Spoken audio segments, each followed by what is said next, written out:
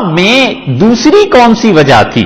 اللہ تعالیٰ نے کیوں عذاب نہیں دیا؟ اللہ نے فرمایا وما کان اللہ معذبہم وہم یستغفرون، اور اللہ تعالیٰ انہیں ہرگز عذاب نہیں دے گا، کیا ہے وہم یستغفرون، کہ یہ لوگ اللہ سے معافی مانگتے ہیں، اللہ سے استغفار کرتے ہیں.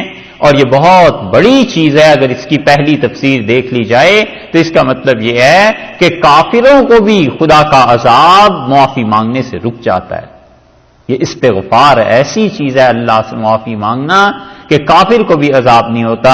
اور مفسرین کی بڑی جماعت اس طرف گئی ہے کہ جو ہم ہے نا یہاں آیا وما کان اللہ معذبہم کے بعد، اور اللہ انہیں عذاب نہیں دے گا. وما کان اللہ معذبہم، اور اللہ تعالیٰ ان کو عذاب نہیں کرے گا.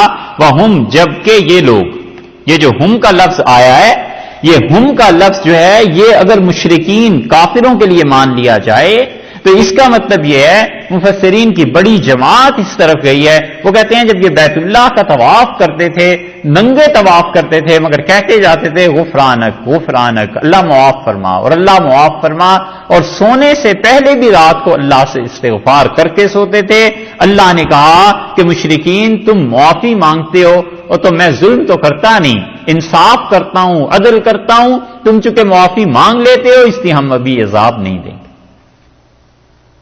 اس سے معلوم ہوتا ہے کہ کافر کو عذاب نہیں ملا، دنیا میں نہیں ملا، آخرت تو الگ بات ہے نا، مگر دنیا میں تو کم سے کم خدا کا عذاب ان سے رک گیا استغفار کی وجہ سے. تو مومن آدمی جب استغفار کرے گا اسے کتنا نفع ہوگا. جو ایمان والے استغفار کریں، اللہ سے معافی مانگیں، انہیں کتنا فائدہ ہوگا. اس لیے اللہ سے معافی مانگتے ہی رہے صاحب، خدا سے ہمیشہ معافی مانگتے رہنا چاہیے.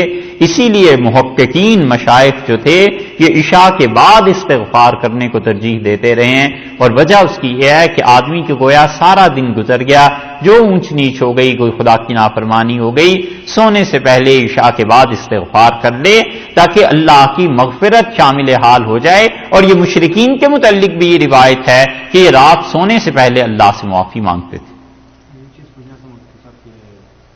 کہ جو اعظم آدمی کا جو ہے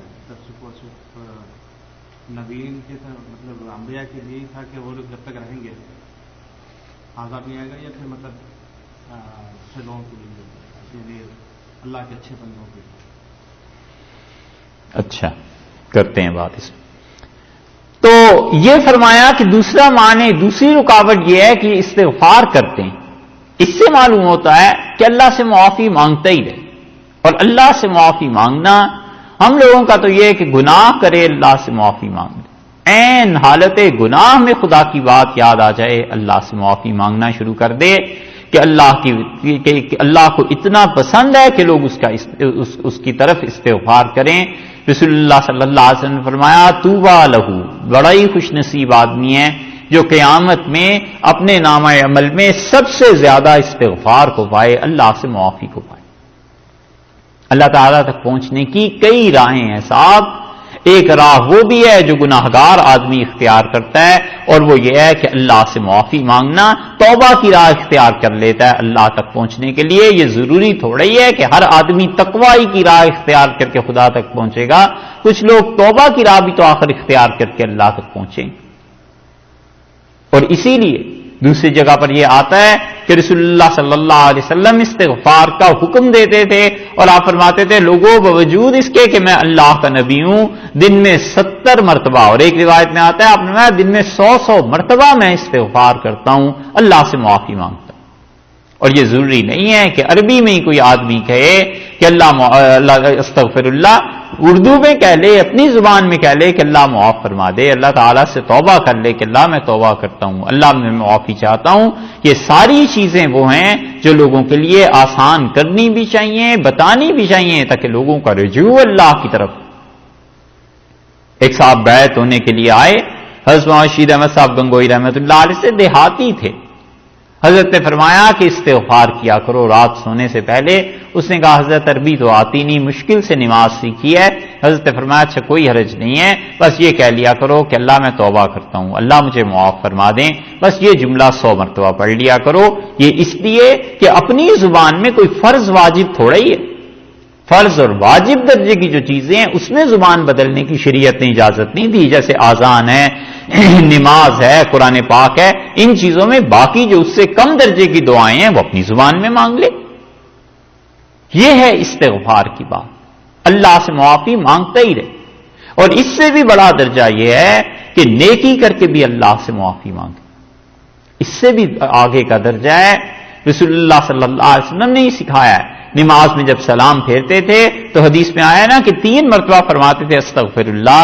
یہ اسی لیے کہ امت کو تلقین تھی کہ نماز پڑھو اور استغفار کرو اس نیت سے، اس طرح سوچ کے کہ اللہ یہ نماز تو پڑھ لی مگر خدایا تیرے حضور میں پیش کیے جانے کے قابل نہیں. اللہ سے محبت ہو جائے آدمی کو، تو جب محبت ہوتی ہے نا، آپ سب جانتے ہوں گے اس بات کو، زندگی میں کئی مرتبہ مرحلہ پیش آتا ہے، والد سے محبت ہے، والدہ سے زیادہ ہے، آدمی جاتے ہوئے سب سے اچھی چیز کوئی تلاش کر کے لے کے جاتا ہے، پھر انہیں پیش کرتا ہے کسی دوست کو، والد کو، والدہ کو، تو کہتا ہے اس سے بہتر کی تلاش تھی مگر ملی نہیں، آپ اسے رکھ لیں. تو جو قبول کر لیتا ہے اس کی قبولیت میں اتنی خوشی ہوتی ہے آدمی کو کہ چلو انہوں نے مان لیا، اس چیز کو رکھ لیا. بس اسی طرح اللہ سے معافی مانگتا رہے کہ اللہ یہ نماز، یہ روزے، یہ قربانیاں، یہ دین، یہ قرآن، یہ تلاوت، سب چیزیں خدایا اس قابل نہیں تھی کہ ہم تیرے سامنے پیش کرتے، تیری ذات کا بڑا حق بنتا ہے، مگر اللہ جو کچھ ہے بس تیرے سامنے اب پیش کر رہے ہیں، اللہ اسے قبول فرما لے. نیکی کر کے بھی خدا سے استغفار کرتا رہے، انسان میں کبر پیدا نہیں ہوتا. اسے پتا ہوتا ہے کہ یہ نیکی جو اللہ کے سامنے پیش کی ہے یہ اس قابل ہی نہیں تھی، تو جائے یہ کہ لوگوں میں جا کر فخر کرے گا کہ میں نے یہ کام کیا یا نہیں کیا، وہ تو شرمندہ ہی ہوتا ہے کہ کام ایسا ہو نہیں سکا جیسے اللہ کے حضور میں ہونا چاہیے تھا. اور اگر ان چیزوں پر شرمندگی ہو اس کا مطلب ہے امن میں ہے، اطمینان میں. دوسری جماعت مفسرین کی اس طرف گئی ہے جو ذرا سی مشکل بات ہے کہ وہ کہتے ہیں وما کان اللہ معذبہم، اور اللہ ان کافروں کو عذاب کیسے دے دے، ہرگز نہیں دے گا. پہلی بات یہ کہی کہ رسول اللہ صلی اللہ علیہ وسلم ابھی تک ان میں موجود ہیں. اس بات میں یہ جو اشکال پیش آتا ہے کہ رسول اللہ صلی اللہ علیہ وسلم کی موجودگی کی وجہ سے عذاب نہیں دیا گیا تو کیا اب بھی عذاب نہیں دیا جائے گا، اس کا جواب مفسرین نے لکھا ہے. ہم تو اس بحث کو نہیں کر رہے تھے مگر انہوں نے سوال کیا تو اب اس کو بھی تھوڑا سا بتاتے ہیں، آگے چل رہے تھے.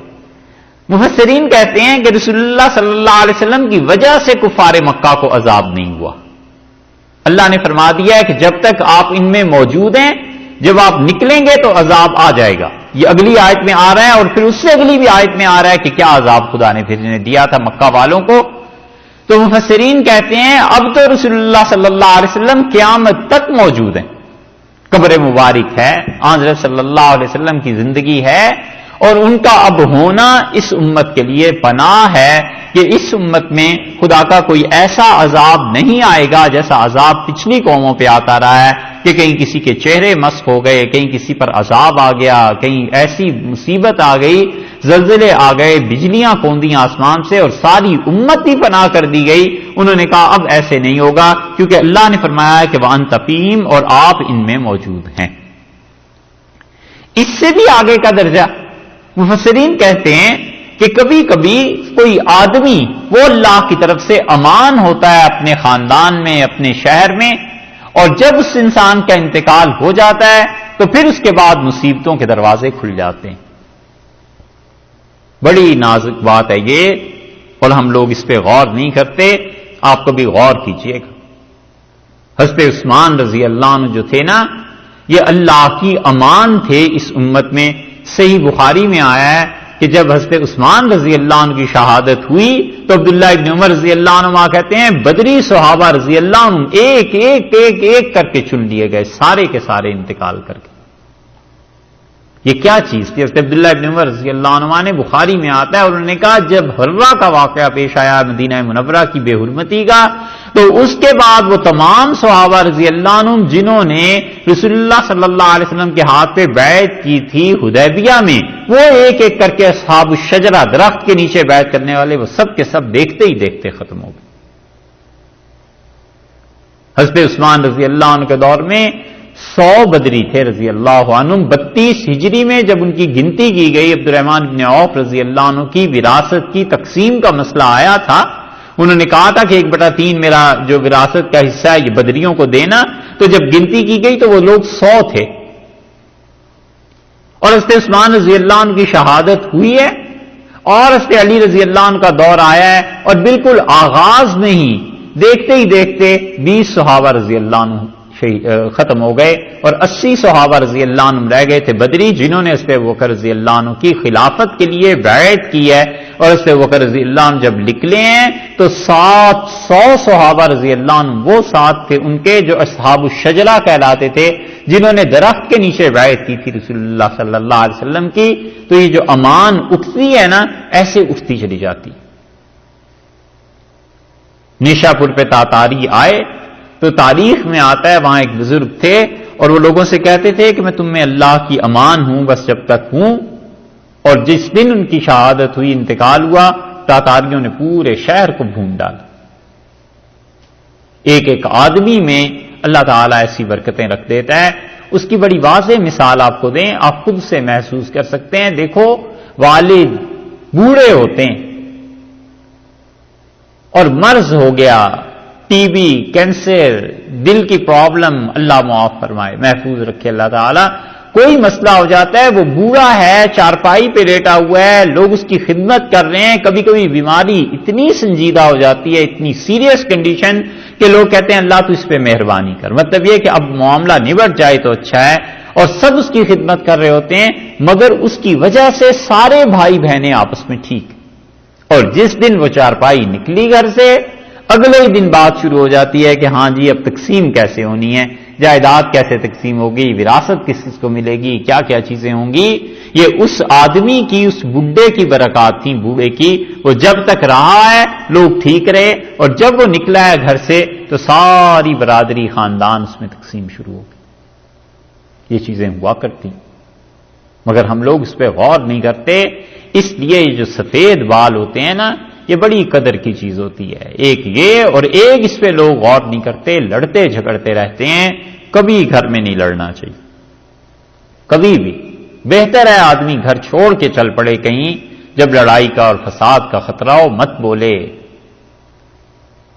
اس کی تفصیل میں اب کیا جائیں، آگے بھی پڑھنا ہے. رسول اللہ صلی اللہ علیہ وسلم موجود تھے اور اپنے حجرے میں ہیں، اور مسجد نبوی میں حضرت کعب رضی اللہ عنہ اور ایک اور صحابی رضی اللہ عنہ بیٹھے ہوئے ہیں. اور بات اتنی سی ہوئی کہ انہوں نے کہا تم نے پیسے دینے تھے، انہوں نے کہا میں دے دوں گا. تو اس میں ان کی باتیں، آواز بلند ہو گئی. بس اتنی ہی بات ہے. اب اندازہ کریں رسول اللہ صلی اللہ علیہ وسلم کا دور ہے، حضرت صلی اللہ علیہ وسلم خود موجود ہیں، مسجد نبوی میں ہیں، 2 صحابی اتنے مرتبے کے آپس میں بات کر رہے ہیں. اور حضرت صلی اللہ علیہ وسلم باہر تشریف لائے، اور آپ نے فرمایا اللہ نے مجھے لیلۃ القدر کا علم دیا تھا، تم لوگوں کے جھگڑے کی وجہ سے خدا نے واپس لے لیا. اور اب اسے تلاش کرنا رمضان کی رمضان میں آخری جو عشرہ ہے اس کی طاق راتوں میں. تو حضرت صلی اللہ علیہ وسلم کی موجودگی میں یہ چیز پیش آ گئی کہ آوازیں بلند ہوئیں، اور اللہ نے وہ برکت اٹھا لی ہمیشہ کے لیے. تو جو لوگ اپنے گھروں میں لڑتے ہیں، آوازیں بلند ہوتی ہیں، کیا کیا کہتے ہیں، وہ گھر سے کتنی برکتیں اٹھ جاتی ہوں گی. وہ جو پرانے کہتے تھے نا گھر کا پانی سوکھ جاتا ہے، وہ اسی لیے کہتے تھے، اس لیے کبھی نہ لڑے گھر میں. بالکل بہن بھائیوں سے، والدین سے، بیوی سے، کسی سے لڑے ہی نہیں. اپنے آپ کو الگ کر لے، 2-4 گھنٹے کے لیے کہیں چلا جائے، مگر لڑنے کی بات نہ کرے، وگرنہ وہ برکتیں ختم ہو جاتی ہیں جو برکتیں نازل ہوتی ہیں. رسول اللہ صلی اللہ علیہ وسلم کی موجودگی میں ہو گیا تو ہم آپ چیز ہی کیا ہیں پھر، کس کھاتے اور شمار میں. یہ چیز ہے. اللہ نے فرمایا کہ جب تک آپ ان میں موجود ہیں ہم انہیں عذاب نہیں دیں گے، ایک بات. اور دوسری بات یہ فرمائی کہ اللہ انہیں عذاب نہیں دے گا جب تک کہ یہ استغفار کر رہے ہیں. یہ جو ہم کی ضمیر ہے نا جی درمیان میں، جو ہم عرض کر رہے تھے، مفسرین کی دوسری جماعت اس طرف گئی ہے کہ وہ کہتے ہیں اس ہم سے مراد مومنین ہے، ایمان والے ہیں. اور وہ کہتے ہیں اس آیت کا ترجمہ یوں بنے گا کہ وَمَا كَانَ اللَّهُ مُعَذِّبَهُمْ، اور اللہ تعالیٰ انہیں عذاب نہیں دے گا، وَهُمْ، اور ایمان والے، يَسْتَغْفِرُونَ، وہ مکہ میں جو ہجرت نہیں کر سکے وہ بیچارے اللہ سے معافی مانگتے رہتے. وہ اللہ سے معافی مانگتے رہتے ہیں. کس چیز کی؟ یا تو اپنے گناہوں کی، یا یہ کہ جو کچھ یہ مشرکین مکہ کر رہے ہیں ان کے لیے معافی مانگتے رہتے ہیں کہ خدایا انہیں ہدایت دے، خدایا انہیں صحیح راہ پر رکھ. اور یہ ہے وہ چیز جو کبھی کبھی اللہ کے اچھے بندے کہتے ہیں نا کہ اللہ میں پوری امت کی طرف سے معافی مانگتا ہوں، اے اللہ میں پورے خاندان کی طرف سے معافی مانگتا ہوں. ماں کبھی کبھی کہتی ہے کہ اللہ یہ بچے ہیں، یہ نالائکی کی حرکتیں کرتے ہیں، خدایا میں ان کی طرف سے معافی مانگتی ہوں. یہ کبھی کبھی جملے کہتے ہیں نا، اس کی اصل یہ ہے کہ وہم یستغفرون، اور وہ جو مکہ میں کمزور رہ گئے ہیں، جو بیچارے ہجرت نہیں کر سکتے، بچے ہیں، اور جن کا ذکر سورہ نساء میں آیا تھا نا، وہ لوگ مکہ میں رہ کے خدا سے معافی مانگتے ہیں اور خدا ان کے معافی کی وجہ سے انہیں عذاب نہیں دیتا. اس کو سمجھنے کے لیے اس مقام کو آپ سورہ فتح کی ایک آیت دیکھیے. سورہ فتح ہے 26ویں پارے میں. یہ مقام تھوڑا سا اس اعتبار سے مشکل ہے لیکن اسے آسان لفظوں میں عرض کر رہے ہیں. 26ویں پارے میں سورہ فتح میں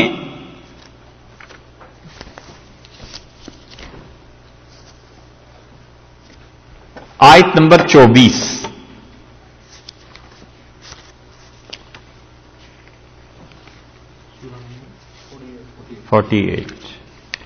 آیت نمبر 24 مل گئی جی. اچھا، اس آیت کو سمجھیے پھر اس آیت کو آپ خود ہی سمجھ لیں گے. دیکھیے وَهُوَ الَّذِي كَفَّ أَيْدِيَهُمْ عَنْكُمْ، اور وہ اللہ ہی ہے جس نے ہاتھ روک دیے. حدیبیہ کا معاملہ پیش آ رہا ہے اور حدیبیہ میں جو کچھ ہوا ہے مختصراً یہ کہ رسول اللہ صلی اللہ علیہ وسلم گئے، کفار مکہ لڑنا چاہتے تھے، انہوں نے ایک صحابی رضی اللہ عنہ کو شہید کر دیا. رسول اللہ صلی اللہ علیہ وسلم معاہدہ کرنا چاہتے تھے کیونکہ کل وہ روایت گزری نا کہ انہوں نے پھر خط لکھا یہودیوں کو کہ تم نے ان لوگوں کو پناہ دے رکھی ہے اور ہم تم سے لڑیں گے، یہ کریں گے.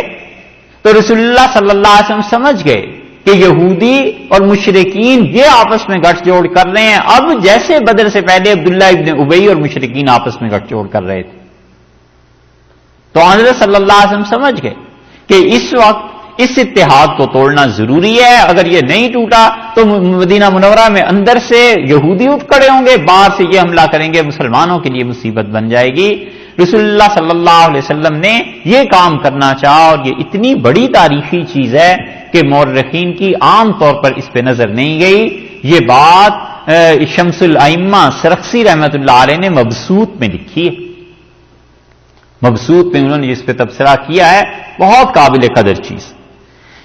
یہاں پر اب جب حدیبیہ میں آئے تو مشرکین مکہ ہر صورت میں لڑنا چاہتے تک ایک صحابی رضی اللہ عنہ کو شہید کر دیا. رسول اللہ صلی اللہ علیہ وسلم نے ان کے خون کا بھی مطالبہ نہیں کیا اور صلح فرما لی.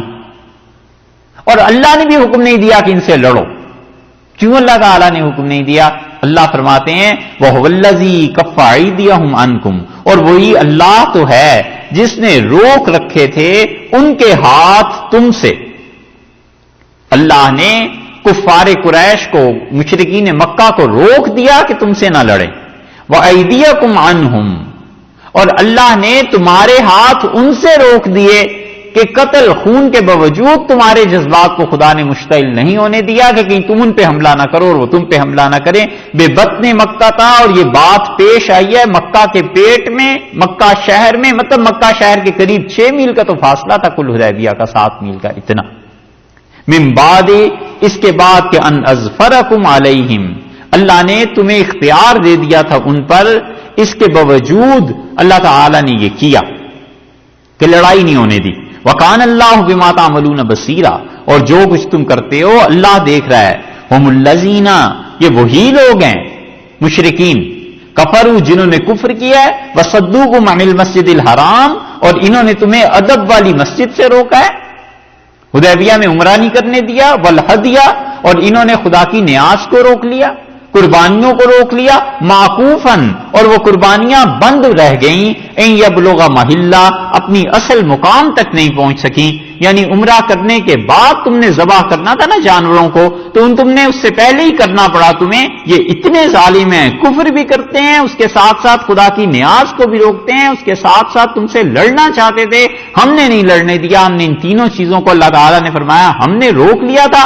آگے دیکھیے وَلَوْلَا رِجَالٌ مُؤْمِنُونَ، اور اگر مکہ میں نہ ہوتے وہ مرد جو ایمان والے ہیں، وَنِسَاءٌ مُؤْمِنَاتٌ، اور وہ عورتیں جو ایمان والیاں ہیں، لَمْ تَعْلَمُوهُمْ، تم انہیں جانتے ہی نہیں ہو، تمہیں پتہ ہی نہیں ہے کتنے ایمان والے مرد، کتنی ایمان والی عورتیں ہیں، بیچارے ہجرت نہیں کر سکتے، اپنے ایمان کو ظاہر نہیں کر سکتے، کتنے ہی ابھی مکہ میں ہیں.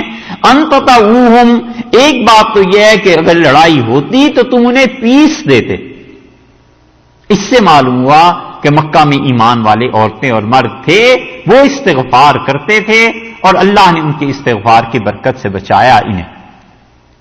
ایک بات، ایک اللہ تعالیٰ نے فرمایا ایک یہ اس وجہ سے ہم نے روکا اس جنگ کو، حدیبیہ میں نہیں لڑائی ہونے دی، کہ وہ جو مظلومین ہیں مکہ مکرمہ میں عورتیں اور مرد، تمہیں پتہ ہی نہیں ہے کہ تم انہیں پیس دیتے. ان تطوعہم، تطوع کا مطلب تم انہیں پیس ڈالتے، ختم کر دیتے، مٹا دیتے. ایک فتصیبکم، اور دوسری بات یہ ہے کہ پھر تم پر منہم معرتن، تم پر خرابی پڑتی، بغیر علم، بغیر بے خبری کی وجہ سے خرابی پڑتی، یعنی تم بعد میں خود پشیمان ہوتے کہ اوفو ہم نے یہ کیا کیا، ہم نے ان لوگوں کو کیوں قتل کر دیا. یہ جو تمہیں افسوس ہوتا اور ہمیشہ ہمیشہ کے لیے افسوس ہوتا کہ ہم نے مکہ میں مسلمانوں کو بھی مار دیا، اور کافر بھی تانے دیتے کہ لو جی اب تو ان کے ہاتھوں مسلمان بھی محفوظ نہیں ہیں. لو یہ صحابہ رضی اللہ عنہ اور یہ نبی صلی اللہ علیہ وسلم اپنے ہی آدمیوں کو قتل کر رہے ہیں. یہ دو وجوہ تھیں، اس وجہ سے ہم نے نہیں ہونے دیا وہاں پر. لِيُدْخِلَ اللَّهُ فِي رَحْمَتِهِ مِن يَشَاءُ، اور تیسری وجہ ہم نے اس لیے یہ لڑائی نہیں ہونے دی حدیبیہ میں کہ اللہ اپنی رحمت میں جس کو چاہے داخل کرے. خدا کو معلوم تھا کہ یہ خالد بن ولید، یہ عثمان بن طلحہ، یہ عمر بن العاص رضی اللہ عنہ جو آج حدیبیہ میں سب لڑنے آ رہے ہیں، ایک سال کے بعد ان جا کے ایمان قبول کرنا ہے. خدا کو تو معلوم تھا. اللہ نے فرمایا یہ تیسری وجہ ہو گئی. لو تزیلوا، اگر یہ لوگ ایک طرف ہٹ جاتے. کون؟ یہ ایمان والے مرد اور عورتیں، جنہوں نے ایمان قبول کرنا تھا. لو تزیلوا، ایک طرف ہٹ جاتے. لعذبنا الذین کفروا، تو ہم ان کافروں کو مزہ چکھا دیتے. منہم، اللہ کی جانب سے، عذابا علیما، دکھ کی مار خدا دیتا انہیں. اسی وقت تمہیں حکم ہوتا کہ فتح کر لو مکہ کو اور چلو اور ہم تمہارے ساتھ. اللہ نے کہا تین وجہ سے ہم نے مکہ میں جنگ نہیں ہونے دی، اور ان میں سے ایک چیز یہ کہی ہے کہ یہاں پر وہ مرد ہیں ایمان والے اور عورتیں جو اللہ سے کیا کرتے ہیں، ایمان لائے ہوئے ہیں کہ تم انہیں پیس دیتے. اس کا مطلب یہ ہوا کہ ایمان والے مردوں اور عورتوں کا وجود جنگ کو اس نے ہٹا دیا. یہی ہوا نا کہ ایمان والے مرد اور عورتیں تھیں، ان کی وجہ سے اللہ تعالیٰ نے وہاں پر مکہ کو فتح کرنے کا حکم نہیں دیا، لڑائی کا حکم نہیں دیا. یہی چیز یہاں بھی ہے، اور یہ نقطہ امام راضی رحمت اللہ علیہ سمجھے ہیں. اسی لیے راضی رحمت اللہ علیہ نے یہاں پر اس بات کی تصریح کی ہے کہ وہ کہتے ہیں مراد یہ ہے کہ دیکھیے یہاں پر مکہ مکرمہ میں جو لوگ ہیں اللہ تعالی کافروں کو عذاب نہیں دے گا، کیونکہ مکہ میں جو مومنین ہیں عورتیں اور مرد تم انہیں پہچانتے نہیں ہو، وہ لوگ اللہ سے معافی مانگتے رہتے ہیں. حل ہوئی یہ بات؟ اب آگے چلی. یہ تو ہوئی ایک بات کہ ہم انہیں عذاب نہیں دے رہے. اب فرماتے ہیں وَمَا لَهُمْ، اور کیا ہو گیا ہے، اللہ يعذبهم اللہ، کیوں نہ خدا انہیں عذاب دے. کیا ہو گیا ہے، اللہ کیوں نہ انہیں عذاب دے. اس کا مطلب ہے اب اللہ عذاب دے گا. اس لیے کچھ مفسرین تو اس طرف گئے ہیں کہ یہ جو مالہم والی آیت ہے یہ اس وقت نازل ہوئی ہے جب رسول اللہ صلی اللہ علیہ وسلم مکہ مکرمہ سے نکل گئے تھے اور صحابہ رضی اللہ عنہ نے بھی ہجرت کر لی تھی. پہلے تو یہ تھے اس لیے عذاب نہیں ہے. اللہ نے کہا مالہم، کیا ہو گیا ہے، کیوں ہم عذاب نہ دیں، یعنی اب آپ نہیں ہیں، اب عذاب آ جائے گا. اور کچھ مفسرین اس طرف گئے ہیں کہ وہ کہتے ہیں کہ اللہ تعالیٰ نے اسی وقت یہ آیت نازل کر کے بتا دیا تھا کہ ہم عذاب دیں گے جب یہ رکاوٹیں دور ہو جائیں گی. عملاً فی الحال ہم کچھ نہیں کر رہے، لیکن عذاب یہ آئے گا صحیح. وَمَا لَهُمْ أَلَّا يُعَذِّبَهُمُ اللَّهُ، کیا ہو گیا ہے ان میں کیا ہے، ان مکہ والوں میں مشرکین میں کیا ہے، اللہ یعذبہم اللہ، خدا نہ عذاب کرے ان کو، وہم یصدون عن المسجد الحرام، یہ ایسے ظالم ہیں کہ ہم یہ مشرکین مکہ یصدون روکتے ہیں، صدا کسی چیز کے آڑ بن جانا، کسی چیز کو روک دینا، ہم یصدون یہ روکتے ہیں عن المسجد الحرام، مسجد حرام میں عبادت کرنے سے روکتے ہیں لوگوں کو، کیا ہو گیا ہے ہم کیوں نہ انہیں عذاب دیں، ان کا کوئی ایک جرم ہے؟ کس کو روکتے تھے مکہ میں کہ وہ مسجد حرام میں عبادت نہ کرے؟ سب کو روکتے تھے۔ رسول اللہ صلی اللہ علیہ وسلم نے داخل ہونا چاہا تھا اور اس میں بیت اللہ میں عثمان بن طلحہ نے روک دیا رضی اللہ عنہ، اس وقت جاہلیت کا زمانہ تھا۔ یہ تو آیات ہیں جاہلیت کے ہجرت کے فوراً بعد کی نا، اللہ نے فرمایا کیا ہے ان میں، ہم کیوں عذاب نہ دیں، یہ ہمارے گھر محترم مسجد سے لوگوں کو عبادت کے لیے روکتے ہیں۔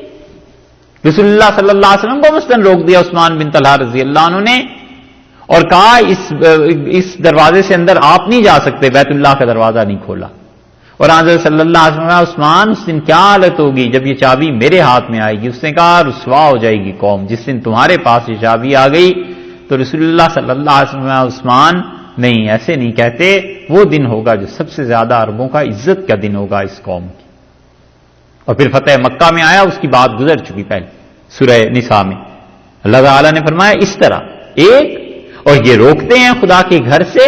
قرآن نے بھی ایک جگہ کہا ہے، اللہ نے فرمایا رأیت الذی ینہا عبدا اذا صلی، سورہ علق میں آیا ہے نا 30ویں پارے میں، کیا تم نے اس آدمی کی حالت پر غور کیا ہے جو ہمارے بندے کو روکتا ہے اس وقت جب وہ نماز پڑھنا چاہتا ہے؟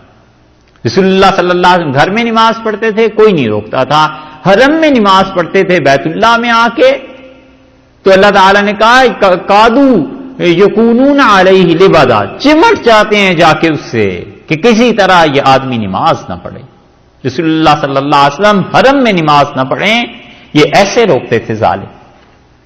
اور نبی کریم صلی اللہ علیہ وسلم نے نماز پڑھی، اور حضرت ابو بکر رضی اللہ عنہ، کتنے ہی واقعات آئے ہیں ایسے کہ رسول اللہ صلی اللہ علیہ وسلم نے نماز پڑھی اور یہ کفار مکہ بیٹھے ہوئے تھے، ان میں سے اس نے کہا کہ کوئی ہے جو اس آدمی کے ساتھ کوئی چھیڑ چھاڑ کرو، کچھ اس کو تنگ کرتے ہیں تھوڑا سا، اور گئے اور اونٹ کی گندگی سے بھری ہوئی اوجڑی لا کر رسول اللہ صلی اللہ علیہ وسلم کے کمر مبارک پہ رکھ دی کہ وہ اٹھ نہ سکیں، اور پھر کسی نے جا کے بتایا حضرت بکر رضی اللہ عنہ کو، اور حضرت بکر رضی اللہ عنہ نے آ کے وہ ہٹایا اور نے کہا تقتلون رجلا ان یقول ربی اللہ، بس اس آدمی کا اتنا ہی جرم ہے کہ یہ کہتا ہے اللہ میرا پروردگار ہے، اس لیے سے مارنا چاہتے جی کیا؟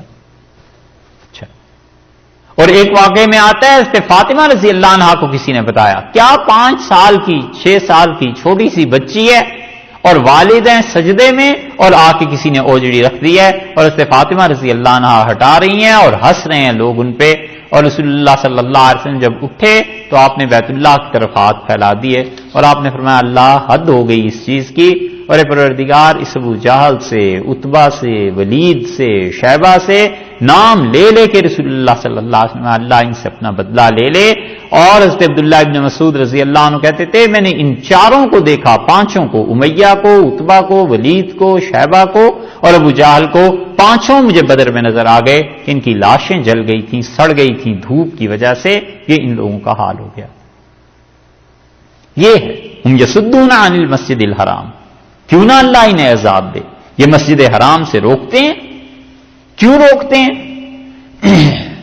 اب اللہ انہیں عذاب دے گا، وہ عذاب کیا ہوا پھر خدا نے دیا؟ اللہ نے عذاب وہ دیا بدر میں، دیکھ لیا پھر انہوں نے بدر میں خدا کا عذاب مانگ کے گئے تھے، اپنے منہ سے اوپر مانگا ہے، کہتے ہیں کہ اللہ آسمان سے پتھر برسا یا ہمیں عذاب دے اگر یہ دین سچا ہے، اور رسول اللہ صلی اللہ علیہ وسلم کے سامنے کھڑے ہو کے کہتے ہیں، حدیث میں آیا ہے حضرت صلی اللہ علیہ وسلم کا لشکر ادھر تھا، یہ ادھر تھے، تو ابو جہل اپنے لشکر کو ٹھیک کر رہا ہے اور اونچی اونچی آواز سے پکار رہا ہے اللہ کو، اور رسول اللہ صلی اللہ علیہ وسلم کو سنانے کی خاطر کہتا ہے اللہ ان 2 لشکروں میں جو حق پر ہے آج اس کو غالب کر، اے پروردگار جو ان 2 میں حق پر ہے اسے عزت دے۔ خدایا ان دو میں جو بھی تیرے زیادہ قریب ہے خدایا اس کو فتح دے. یہ مانگتا رہا تو رسول اللہ صلی اللہ علیہ وسلم سنتے رہے. جب چپ ہوا پیچھے چلا گیا تو آپ نے فرمایا اگر کسی نے دیکھنا ہو اپنے حق میں بد دعا کرنے والا کوئی تو اسے دیکھو. وہ دعائیں تو تھی, خدا سے یہی تو مانگ رہے تھے. اللہ نے عذاب دیا ہے بدر میں, پھر قتل بھی ہوئے اور اس کے ساتھ ساتھ قیدی بھی ہوئے, اس لیے کہ رسول اللہ صلی اللہ علیہ وسلم تو اب وہاں نہیں رہے تھے. اب جنہوں نے نکلنا تھا وہ بھی نکل چکے تھے. اس لیے فرمایا کہ وہ ما کانوا اولیاءہ, اور یہ اس کے اہل نہیں ہیں, اس کے اختیار والے نہیں ہیں. کس چیز کے؟ مسجد حرام کے متولی نہیں ہیں. یہ کفار جو ہیں مشرکین مسجد حرام سے روکتے ہیں بیت اللہ سے عبادت کو, اور یہ اس کے متولی نہیں ہیں. کس بنیاد پر روکتے تھے؟ وہ بنیادیں تھیں دو. ایک تو یہ کہتے تھے کہ ہم خدا کے گھر کے متولی ہیں, ہمیں وراثت میں ملا ہے خدا کا گھر, حضرت ابراہیم علیہ الصلوۃ والسلام سے لے کر ہم تک نسب ہے. اور یہ حقیقت تو ہے کہ ان کے جدی پشتی حضرت صلی اللہ علیہ وسلم کا خاندان, یہ سارے کے سارے قریش جو تھے آگے پہنچ کے تو حضرت ابراہیم علیہ السلام پہ ہی مل جاتے ہیں نا. تو یہ بات تو وہ کہتے تھے, لیکن وہ کہتے تھے ہم اس کے اہل ہیں, ہم اس کے متولی ہیں ایک, اور دوسرے وہ کہتے تھے جس کو ہم چاہیں عبادت کرنے دیں اور جس کو ہم نہ چاہیں عبادت نہ کرنے دیں. یہ دو جرائم اکٹھے ہو گئے, کیونکہ کافر اللہ کے گھر کا متولی نہیں ہو سکتا. اسی لیے فقہا نے یہ مسئلہ ثابت کیا ہے کہ وہ کہتے ہیں کسی کافر کو مسجد پہ اختیار نہیں دیا جا سکتا. یعنی جیسے یہ مسجد ہے, اب کوئی انگریز یہودی یا عیسائی یہ چاہے کہ یہاں آ کر ایڈمنسٹریشن میں وہ اس مسجد کی تولیت لے لے, اس مسجد کے اختیارات لے لے, اسے نہیں دیا جا سکتا. ایک چیز. اور دوسری بات وہ یہ کہتے تھے اس کے ساتھ ساتھ کہ ہم اس میں حق رکھتے ہیں کہ جس کو چاہیں عبادت کرنے دیں, جس کو نہ چاہیں نہ عبادت کرنے دیں, حالانکہ یہ اختیار تو مسلمان کو بھی حاصل نہیں ہے. وہ حیدرآباد کی جامع مسجد ہندو وقف بورڈ کے اس میں تو وہ جائز ہے یا وقف بورڈ کی حد تک کیا؟ اچھا, تو دوسری بات وہ یہ کہتے تھے جس کو ہم چاہیں اس گھر میں عبادت کرنے دیں, جس کو نہ چاہیں نہ کرنے دیں, حالانکہ یہ تو مسلمان تک کے لیے جائز نہیں. رسول اللہ صلی اللہ علیہ وسلم نے مسجد کے جو متولی ہے, جو مسجد کے جو مسجد کے سارے اختیارات رکھتا ہے, بس اس کو اتنی اجازت دی ہے کہ دیکھو بچے جو پاکی ناپاکی کو نہیں سمجھتے انہیں مسجد میں نہ آنے دینا. پاگل ہے وہ پاکی اور ناپاکی کی تمیز نہیں کر سکتا, فرمایا اپنی مسجد کو بچاؤ بچوں سے, اپنی مسجدوں کو بچاؤ پاگل لوگوں سے. رسول اللہ صلی اللہ علیہ وسلم شعر و شاعری کی مجلسیں منعقد نہ کرو. یہ کچھ کر سکتا ہے, عبادت سے تو نہیں نہ روک سکتا. اسی لیے فقہا میں یہ بحث ہوئی ہے کہ مسجد کو تالا لگانا بھی جائز ہے یا نہیں. اور پھر وہ کہتے ہیں کہ جہاں پر یہ خطرہ ہو اور حفاظت کرنی مقصود ہو کوئی حرج نہیں ہے مسجد کو بند کرنے میں. اور پرانے فقہا کہتے تھے مسجد وہ ہے جسے 24 گھنٹے کھلا رکھو تاکہ جب بھی کوئی عبادت کرنا چاہے آئے آرام سے عبادت کرے. یہ دو غلط فہمیاں تھیں. اللہ نے فرمایا وما کان اولیاءہ, اور یہ لوگ اس کے اختیار والے ہیں ہی نہیں, یہ مسجد حرام کے متولی ہیں ہی نہیں یہ کافر. ایک تفسیر یہ کی گئی ہے کہ یہ لوگ ما کانوا اولیاءہ, یہ اللہ کے دوست نہیں ہیں. ہو کی ضمیر مسجد حرام کی بجائے اللہ کی طرف لوٹائی گئی تو یہ اس کے دوست نہیں ہیں. یعنی اللہ کے جو دوست ہیں وہ مسجد حرام کے متولی ہو سکتے ہیں, اور جو اللہ کے دوست نہیں ہیں وہ متولی نہیں ہوں گے. ان اولیاءہ, تو وہی دو چیزیں یہاں بھی آ جائیں گی. ان اولیاءہ, اس کے مسجد کے متولی یا اللہ کے دوست دونوں, الا المتقون, بس وہی ہیں جو متقی ہیں. جو متقی ہیں اللہ کے دوست ہیں پرہیزگار ہیں, وہ مسجد حرام کے متولی ہو سکتے ہیں. اور 1200 سال حنفی رہے ہیں, مسجد حرام کے متولی گئی رہے ہیں نا ہر دور میں, اتنا طویل عرصہ. اور اس کے بعد حنفیوں اور چاروں مسالک کی بجائے ایک مسلک کو دی گئی, حنبلیوں کو دی گئی ہے. وگرنہ 1200 سال کا طویل عرصہ آپ دیکھ لیں, سوائے اس دور کے جو چند سال تھے, شاید 14 برس تھے, جب کرامتہ کا قبضہ ہو گیا تھا اور انہوں نے حجر اسود کو اکھیڑ دیا تھا اور حج کو روک دیا تھا. انہوں نے کرامتا کا یہ جو قبضہ تھا اس کے علاوہ ہمیشہ حنفی رہے. ان کرامتیوں کا اثر اتنا عالم اسلام میں پھیل گیا تھا کہ ملتان سے لے کے جو پاکستان میں ہے حرمین شریفین تک ان کا اثر تھا. یہاں تک کہ بغداد کی خلافت نے سلطان محمود غزنوی کو خط لکھا اور کہا کہ اس مصیبت سے نجات دلاؤ، اور محمود غزنوی رحمت اللہ علیہ کا کوئی کارنامہ نہ ہوتا. یہ بہت بڑی چیز تھی کہ اس نے اتنا مارا ہے کہ پھر کرامتی اٹھ نہیں سکے. جیسے مرہٹا چھا گئے تھے اور احمد شاہ ابدالی کو شاہ ولی اللہ رحمت اللہ علیہ نے خط لکھا اور انہوں نے اس خط میں لکھا کہ ہم حضور اقدس صلی اللہ علیہ وسلم کی روح مبارکہ کو آپ کے سامنے سفارش کے طور پہ پیش کرتے ہیں، خدا کا واسطہ ہندوستان آؤ اور یہاں کے حالات کو سنبھالو. اور احمد شاہ ابدالی آیا اور مرہٹوں کی پرکاری ضرب لگی اور ان کی کمر ٹوٹی، وگرنہ سارا ہندوستان رام رام کرتا ہوتا اور سب لوگ کافر ہو جاتے. ہندوستان کی تاریخ میں 3 مقامات ایسے آئے کہ ان مقامات پہ بس اللہ ہی نے بچایا اور اللہ ہی کا فضل ہوا، وگرنہ تباہی پھر جاتی. حضرت مجدد الفسانی رحمت اللہ علیہ کے دور میں رام رام کرتے اگر حضرت مجدد رحمت اللہ علیہ کی بات نہ ہوتی. اور اورنگزیب کے زمانے میں ہندو برہمن مسلمان بچوں کو لے جاتے تھے، جا کر تعلیم دیتے تھے، مسلمان مندروں میں جاتے تھے، بچے ان کے برہمنوں کے پاس جا کے پڑھنا شروع ہو گئے. اور سلطان اورنگزیب نے جبرن منع کیا مسلمانوں کے کہ خبردار تم نے اپنے بچوں کو ان شوالوں میں بھیجا اور ان جگہوں پر بھیجا مندروں میں. اور اورنگزیب رحمت اللہ علیہ نے برابر کی رقم مسلمانوں کو بھی دی، ہندوؤں کو بھی دی تعلیم کے لیے. انہوں نے کہا تعلیم حاصل کرو لیکن ہمارے بچوں کو مذہبی تعلیم مت دو. یہ وہ کانٹا ایسا چبھا ہے کہ اب تک اورنگزیب کو برا کہتے ہیں. بس اس کا قصور یہی ہے کہ اس نے مسلمان بچوں کو منع کر دیا کہ قطعاً تم برہمنوں کے پاس پڑھنے کے لیے نہیں جاؤ. اور سید احمد شہید رحمت اللہ علیہ وہ تھے، انہوں نے کام کیا مسلمانوں کے لیے. اس لیے اللہ نے کہا ہمارا گھر اس کے متولی بس وہ ہیں جو متقی ہیں. وَلَٰكِنَّ أَكْثَرَهُمْ لَا يَعْلَمُونَ، لیکن لوگوں کی اکثریت اس چیز کو نہیں جانتی. لوگ جانتے نہیں ہیں کہ خدا کے گھر کا متولی ہونا کتنی بڑی چیز ہے، کتنا بڑا شرف ہے کہ خدا اپنے گھر کی حفاظت کے لیے کسی کو رکھے. وَمَا كَانَ صَلَاتُهُمْ، اور یہ اللہ انہیں عذاب نہ دے. کیوں بھئی؟ وَمَا لَهُمْ، کیا ہو گیا؟ پہلی عذاب کے مستحق ہونے کی وجہ کیا تھی کہ یہ تم لوگوں کو ہاں روکتے ہیں مسجد حرام سے. پہلے عذاب کی وجہ یہ تھی کہ مالہم اللہ یعذبہم اللہ، کیوں نہ خدا انہیں عذاب دے. ایک اور دوسرے عذاب کی وجہ وما کان صلاتہم عند البیت، اور ان کی نماز ہے ما کان صلاتہم، اور ان کی نماز کچھ نہیں ہے عند البیت خدا کے گھر کے پاس الا مقان، مگر یہ کہ مقا سیٹیاں بجاتی ہیں، وتصدیہ، اور اس کے ساتھ ساتھ تالیاں پیٹتے ہیں. خدا کے گھر میں کوئی کام نہیں کرتے بجائے اس کے کہ بیت اللہ کا طواف کریں شریف لوگوں کی طرح، جیسے ابراہیم علیہ الصلوۃ والسلام کے ہاں آیا ہوا ہے. بیت اللہ کا طواف کرنا والعیاذ باللہ براہنا ہو کے سوائے قریش کے کوئی کپڑے نہیں پہن سکتا.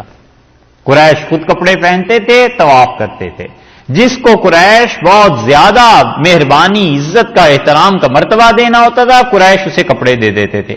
حج کے موقع پہ سینکڑوں لوگ آ جاتے تھے، ہزاروں. اب کس کو کپڑے دیں بھئی؟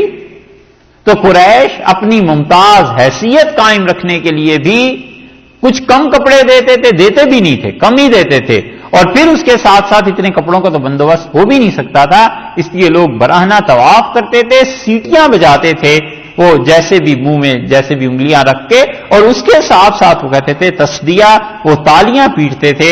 اللہ نے کہا کیوں ہم انہیں عذاب نہ دیں؟ یہ ہمارے گھر کی عزت، یہ احترام ان کے دلوں میں باقی رہ گیا. اسی لیے رسول اللہ صلی اللہ علیہ وسلم نے مسجد کی عزت احترام کا حکم دیا کہ وہ اللہ کا گھر ہے. مقا کہتے ہیں سیٹی کو، اور تصدیہ تالیاں پیٹنا. فذوقوا العذاب، اب چکھو اس عذاب کو، تم خدا کے گھر کی بے حرمتی کرتے رہے. اللہ نے ڈھیل دی ہوئی تھی بما کنتم تکفرون، اس لیے کہ تم کفر کرتے. اس کفر کی وجہ سے 2 چیزیں ہو گئی نا. بیت اللہ سے روکنا اور خدا کی عبادت کی بجائے مقع اور تصدیہ، تالیاں اور سیٹیاں. اور عجیب بات ہے، یہ جتنے بھی مذاہب ہیں، جتنے بھی مذاہب مشرکین کے ہیں نا، ہر ایک مذہب پر غور کرو، اس میں یہ تالیاں اور سیٹیاں اور یہ چیز شامل ہے. اسلام واحد مذہب ملے گا جس میں اللہ نے اس چیز کو نہیں رکھا، وگرنہ ہر مذہب میں موسیقی کا یہ عنصر شامل ہے، تالیاں بجانا، اس طرح کی حرکتیں کرنا. عیسائیت میں بھی ہے، یہودیت میں بھی ہے، ہندو مت میں بھی ہے، سکھ مت میں بھی ہے، ہر جگہ کچھ نہ کچھ کہیں نہ کہیں پہنچ کے وہ کہتے ہیں یہ میوزک ضروری ہے، تالیاں بجانا ضروری.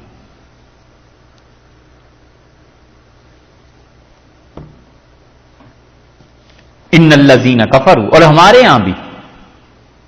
یہاں بھی ایسے ہو گیا کہ قوالی یہ چیزیں یہ لوگوں نے بعد میں شروع کی، پہلے نہیں تھا. متقدمین پہلے لوگ نہیں تھے ایسے، وہ تو قرآن پڑھتے تھے، قرآن سنتے تھے، ایسی چیزیں ہوتی تھیں، تلاوت ہوتی تھی، حلقے قائم ہوتے تھے اور حلقوں میں قرآن ہی پڑھا جاتا تھا. بس صحابہ رضی اللہ عنہ کا ذکر یہی چیز تھی. ان کے دور میں تو خیر تصور بھی نہیں تھا، بعد میں بھی چشت کے مشائخ پہ بہت سی کتابیں لکھی گئیں، لیکن 2-3 کتابیں بس اثر رہ گئیں، باقی چشتیہ رحمۃ اللہ علیہ کے حالات بھی ٹھیک نہیں رہے ایسے. یہاں تک کہ حضرت مجدد الفسانی رحمۃ اللہ علیہ تو اتنے یہ نقشبندی حضرات اس حد تک تھے کہ وہ کہتے تھے اچھی آواز سے نعت کا پڑھنا، اچھی آواز سے ان چیزوں کا پڑھنا، وہ کہتے تھے اس کی بھی ہم اجازت نہیں دیتے. اسی لیے خواجہ غلام علی صاحب رحمۃ اللہ علیہ جب گئے بیعت ہونے کے لیے مرزا مظہر جانا رحمۃ اللہ علیہ کے پاس، تو غلام علی صاحب رحمۃ اللہ علیہ کے جو والد تھے وہ سلسلہ قادریہ سے تعلق رکھتے تھے، اور ان کے ہاں شعر شاعری یہ چیزیں ہوتی تھی. اور وہاں غلام علی صاحب رحمۃ اللہ علیہ کا دل لگ گیا تھا حضرت مرزا مظہر جانا رحمۃ اللہ علیہ کے ساتھ دلی میں، اور فرماتے تھے کہ والد نے خط لکھا کہ فلاں تاریخ کو آ رہا ہوں اور میرے شیخ سے تم نے بیعت کرنی ہے. اور فرماتے ہیں میرے لیے زندگی کا سب سے مشکل دن وہی گزرا کہ اب میں ان کے حکم سے انکار بھی نہیں کر سکتا تھا اور بیعت میں کرنا چاہتا تھا حضرت سے، مرزا مظہر جانا رحمۃ اللہ علیہ سے. جان خان حضرت مرزا مظہر رحمۃ اللہ علیہ کے والد کا نام تھا، اور وہ اورنگزیب بادشاہ کے دربار میں ہوتے تھے، بڑے بڑے پائے کے آدمی، اور اس کے جو فوجی جرنیل تھے ان میں سے ایک تھے، ہر وقت حاضر رہتے تھے. تو خبر پہنچی اورنگزیب کے دربار میں کہ جان خان کو اللہ نے بیٹا دیا. تو اورنگزیب نے انہیں مبارکباد دی اور کہا کہ مبارک ہو، آپ کے ہاں بیٹا ہوا ہے. تو اس کا نام انہوں نے کہا حضور آپ تجویز کریں. تو انہوں نے کہا کہ پسر جانے پدر است، بیٹا باپ کی جان ہوتا ہے، تو جان کا جو بیٹا ہے جانے جانا ہے، وہ جان کی جان ہے. تو مظہر نام تو بعد میں پڑا، جانے جانا اصل میں نام تھا، جان خان کی جان. یہ اورنگزیب رحمۃ اللہ علیہ کا دیا ہوا نام تھا. وہاں غلام علی صاحب رحمۃ اللہ علیہ کہتے تھے کہ میرے لیے زندگی کا وہ بڑا مشکل دن تھا. والد آ گئے اور انہوں نے کہا بیٹے آج سو، تو صبح میں اپنے بزرگ جو شیخ ہیں ان کے پاس جاؤں گا، وہاں بیعت کرنی ہے. تو کہتے ہیں میں بس اللہ سے دعا مانگتا رہا کہ خدایا میری حالت تو جانتا ہے اور یہ میرے اختیار کی چیز نہیں، اس کا کوئی حل ہو. تو کہتے ہیں رات کے وقت دروازے پہ دستک ہوئی تو والد اٹھے اور میں جاگ رہا تھا، تو ایک آدمی نے بڑی گھبراہٹ میں خبر دی اور اس نے کہا اچانک حضرت آپ کے شیخ کا انتقال ہو گیا، چلیے جلدی سے. کہتے تھے صبح والد آئے اور انہوں نے کہا میرے شیخ کا تو انتقال ہو گیا، غلام علی اب تم آزاد ہو، تمہیں اگر کوئی مشائخ پسند ہو تو ان سے بیعت ہو جاؤ. تو فرما دیتے میں فوراً گیا خانقاہ اور حضرت سے عرض کیا حضرت بیعت فرما لیں.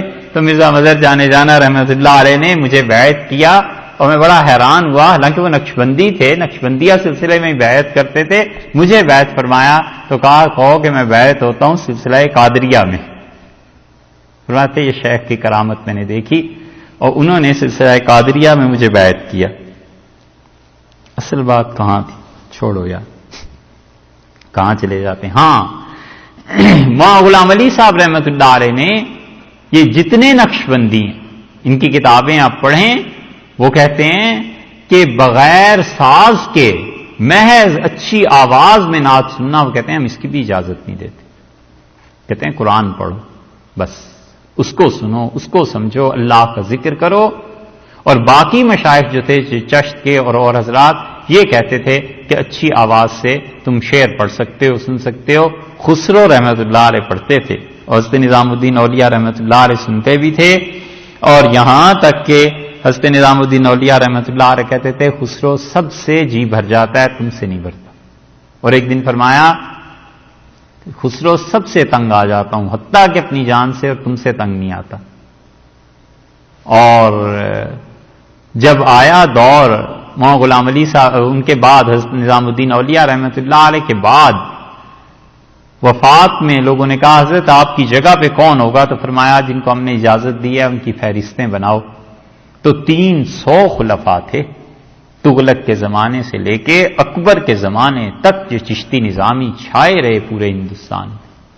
وہی تو حضرت آئے ہیں مجدد الفسانی رحمۃ اللہ علیہ، تو پھر نقش بندیوں کا دور شروع ہوا سید صاحب رحمۃ اللہ علیہ تک، اور پھر چشتیہ صابریہ کا دور شروع ہوا سید صاحب رحمۃ اللہ علیہ کے دور سے لے کے اب تک. چشتی صابری جو ہیں ان کا سلسلہ زیادہ چھایا ہوا ہے. تو انہوں نے کہا فہرستیں لاؤ. حضرت نظام الدین اولیاء رحمۃ اللہ کے لوگوں نے فہرستیں دی 300 خلفاء کی. تو حضرت نے فہرستیں پڑھ کے ایک طرف کو رکھ دیں اور فرمایا تم میں سے ایک بھی اس قابل نہیں ہے کہ میری جگہ سنبھال لے. اور پھر فرمایا میرے بعد جس پہ بھی تم اتفاق کرو اسے بٹھانا.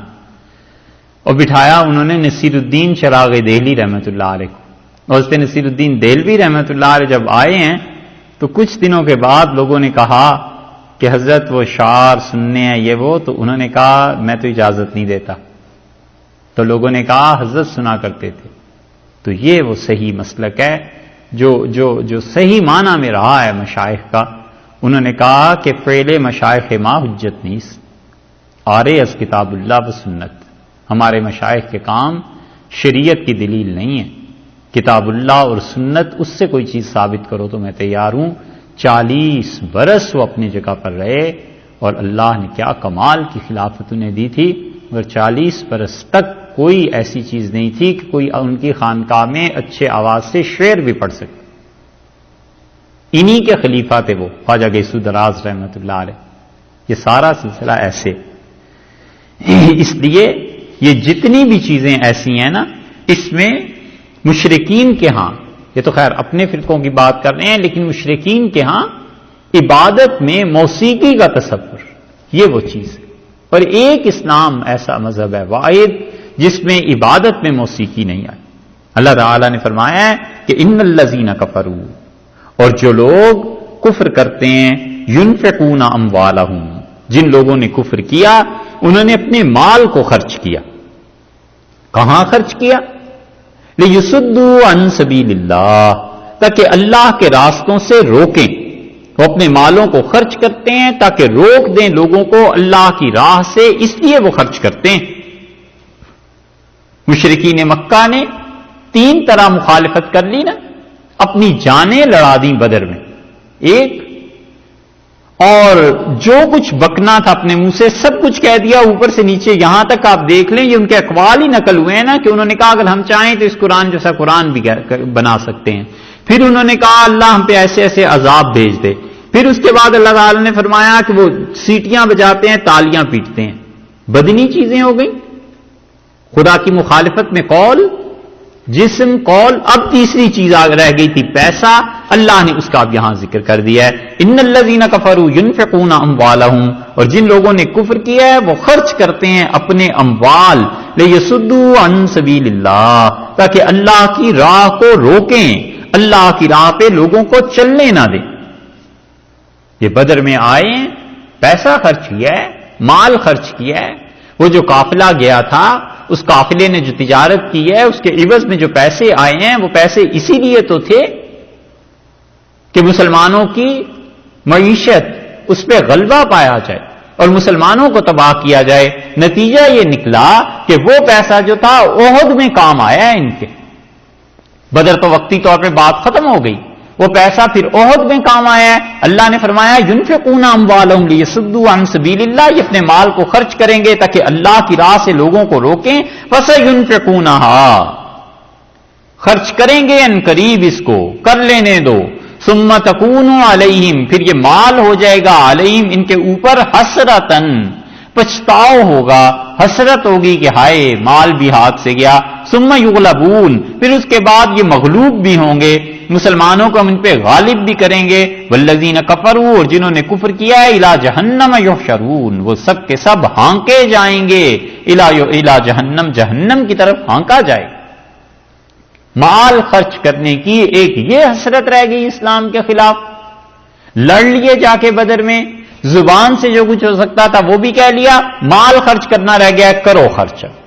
تو انہوں نے عہد میں خرچ کیا، اور بعض مفسرین کہتے ہیں کہ یہاں پر بدر کے اخراجات مراد ہیں، کہ بدر میں پیسہ خرچ کرنا تھا، کر لیا انہوں نے، اور بدر میں 1000 آدمی لے کر گئے، اور ایک ایک آدمی نے ان کے سرداروں میں سے ایک ایک دن کی دعوت قبول کر لی تھی۔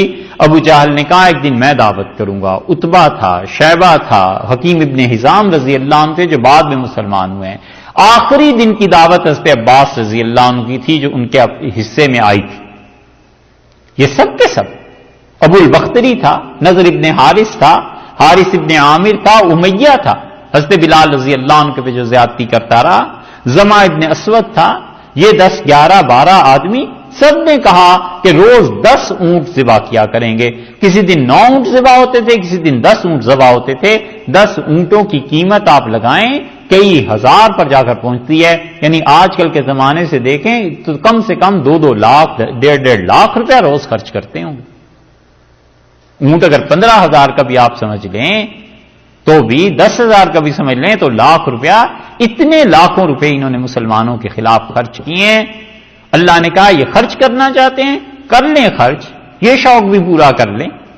خدا کی عادت یہی ہے، جو اللہ کے ساتھ مخالفت کرتا ہے اللہ اسے کھلی چھٹی ڈھیل دے دیتا ہے کہ تم ساری اپنی حسرتیں پوری کر لو، اور ہم تمہیں دکھا دیں گے کہ تم پھر بھی ناکام رہے ہو اور تمہیں کامیابی نہیں ملی۔ ثم یغلبون، اللہ نے فرمایا ہے پھر یہ مغلوب ہوں گے۔ کون مغلوب ہوں گے؟ مفسرین میں سے کچھ گئے ہیں کہ یہ کافر، اور کچھ کہتے ہیں کہ کافر نہیں ہے یہاں مراد، کیونکہ اللہ نے آگے کہہ دیا ہے کہ والذین کفروا الی جہنم یحشرون، اور جو کافر ہیں انہیں تو ہانکا جائے گا جہنم کی طرف۔ تو وہ کہتے ہیں یہاں پھر کیوں کافر ہوں گے مراد؟ تو پھر مفسرین کہتے ہیں یہاں پر مراد ہیں منافق، کہ منافق لوگ جن سے انہوں نے ساز باز کر رکھی تھی، جنہیں یہ خط لکھتے رہتے تھے کہ نکالو مسلمانوں کو مدینہ منورہ سے، کل آئی تھی نا وہ روایات، تو یہ ان کے متعلق بیان ہے۔ اللہ نے فرمایا لیمیز اللہ الخبیث من الطیب، اور یہ سب کچھ اس لیے ہے، یہ خرچ کر لیں اپنے اموال کو بھی، اسلام کی بھی مخالفت کر لیں، یہ اس لیے تاکہ جدا کر دے اللہ ناپاک کو پاک سے، خبیث کو طیب سے اللہ جدا کر دے۔ یہ سب کچھ اس لیے خبیث مال کو، ناپاک مال کو پاک مال سے اللہ جدا کر دے، کیونکہ جو پاک مال ہوا کرتا ہے وہ اللہ کی نافرمانی میں خرچ نہیں ہوتا۔ یہ جو حلال کا مال ہے نا، اس مال میں ایک تڑ ہوتی ہے، تڑ سمجھتے ہیں؟ ارے نہیں، توڑ نہیں، حلال مال میں ایک اکڑ ہوتی ہے، حلال مال میں ایک درد ہوتا ہے، نہیں خرچ کر سکتا آدمی اسے ایسے۔ حضرت حسن بصری رحمۃ اللہ علیہ فرماتے تھے کہ حلال مال میں تو کبھی بھی اتنی گنجائش نہیں ہوئی کہ کوئی آدمی عیاشی کرے۔ وہ کہتے تھے میں نے نہیں دیکھا آج تک کہ حلال مال کمائے اور اس میں عیاشیاں کرے۔ وہ کہتے تھے حلال مال میں اتنی گنجائش ہی نہیں ہوتی۔ حلال مال میں تڑ کا مطلب یہ ہے کہ کسک ہوتی ہے، آدمی اسے خدا کی نافرمانی میں خرچ نہیں کر پاتا، دل دکھتا ہے کہ میں کس فضول چیز پہ خرچ کرنے لگا ہوں، یہ پیسہ بڑی مشکل سے جوڑا ہے۔ یہ جو دل دکھتا ہے نا، اس کو کہہ رہے ہیں۔ اللہ نے فرمایا جو حلال مال ہے ہم اسے الگ رکھتے ہیں۔ اسی لیے شیخ عبد القادر جیلانی رحمۃ اللہ علیہ کہتے تھے کہ میں لوگوں کے اموال کے خرچ سے سمجھ جاتا ہوں کہ یہ مال کہاں سے کمایا گیا ہے۔ کہتے جو پیسے خرچ کرتا ہے جو میرے سامنے تو مجھے اندازہ ہو جاتا ہے کہ پیسہ کہاں سے آ رہا ہے، اگر یہ حلال کا مال ہوتا تو یہ کبھی بھی خدا کی نافرمانی میں اس طرح خرچ نہ کرتا۔ اللہ نے کہا ہم نے چاہا ہے کہ حلال مال اور خراب مال یہ الگ ہو جائیں، فَيَرْقُمَهُ، اور پھر کیا ہوئے کہ بَعْضُ عَلَى بَعْضٍ، اس حرام مال کو ایک دوسرے کے اوپر رکھیں، ایک پر ایک، فَيَرْقُمَهُ، اس کا ڈھیر لگا دے۔ رکام عربی میں کہتے ہیں ریت کا ٹیلا، کیونکہ ذرات ایک دوسرے کے اوپر جمع ہوتے ہوتے پورا ٹیلا بن جاتا ہے نا، اس لیے عرب کہتے ہیں اسے رکام۔ لشکر کو بھی رکام کہتے ہیں، کیونکہ لشکر میں بھی ایک سپاہی پھر دوسرا پھر تیسرا اس کے پیچھے ہوتا ہے تو وہ پورا ایک ڈھیر گویا ہو جاتا ہے۔ تو فَيَرْقُمُهُ، ہم چاہتے ہیں کہ ایک کے اوپر ایک رکھیں حرام کی کمائی کو، اور پھر سب کو جمع کر لیں، جمیعاً ڈھیر لگ جائے، فَيَجْعَلَهُ فِي جَهَنَّمَ، اللہ اسے اٹھا کر جہنم میں پھینک دے، اولئک هم الخاسرون، اور یہ لوگ ہیں جو نقصان پانے والے ہیں۔ خدا چاہتا ہے کہ اس حرام مال کو جہنم میں پھینکے تو مال میں بھی انہیں حسرت رہے کہ افسوس مال بھی کام نہیں آئے۔ اور مفسرین میں سے اکثریت اس طرف گئی ہے کہ وہ کہتے ہیں اللہ تعالی نے یہاں پر خبیث اصل میں جن کو کہا ہے یہ ہیں کافر، اور طیب کہا ہے مسلمانوں کو، کہ اللہ تعالیٰ نے فرمایا کہ انہیں مال خرچ کرنے دیں اور یہ کر لیں جو کچھ کے کرنا چاہتے ہیں، اور اس کے انجام میں کیا ہوگا؟